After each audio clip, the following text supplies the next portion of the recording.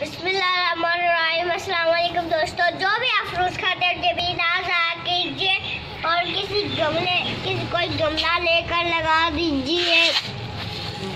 अगर आप कुछ भी कर सके तो आप अपने घर पर गमला लगा लिए। ये देखें, ये उग गया है।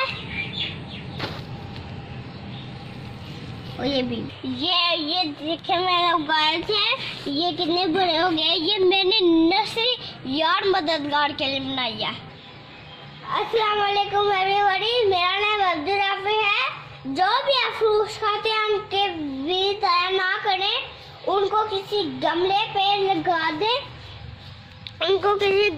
लगा दें, और इंशाल्लाह ताला आपके पौधे निकल आएंगे।